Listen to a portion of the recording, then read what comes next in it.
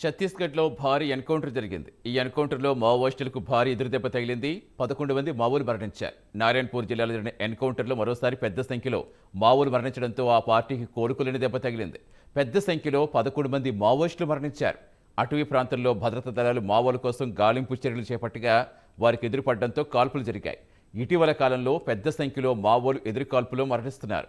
నారాయణపూర్ పరిధిలో మాద్ కోహ్మేట్ police station పరిధిలో ఉమ్మడి అంతర్జిల్లాల మధ్య నక్సల్స్ వ్యతిరేక ప్రచారం కొనసాగుతోంది.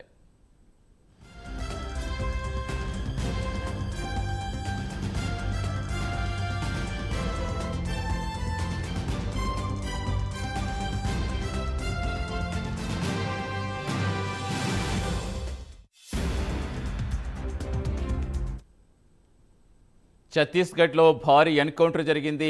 ఈ ఎన్కౌంటర్లో మావోలకు భారీ ఎదురుదెబ్బ తగిలింది. 11 మంది మావోయిస్టులు మరణించారు. నారాయణపూర్ జిల్లాలో జరిగిన ఈ ఎన్కౌంటర్లో మరోసారి పెద్ద సంఖ్యలో మావోలు మరణించడంతో ఆ పార్టీకి కోలుకోలేని దెబ్బ తగిలింది. పెద్ద సంఖ్యలో 11 మంది మావోయిస్టులు మరణించారు.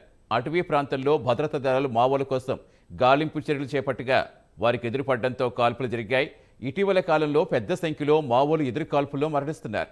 నారాయణపూర్ పరిధిలో మాద్ కోహ్మాట్ పోలీస్ స్టేషన్ పరిధిలో ఉమ్మడి అంతర్జిల్లాల మధ్య నక్సల్స్ వ్యతిరేక ప్రచారం కొనసాగుతోంది.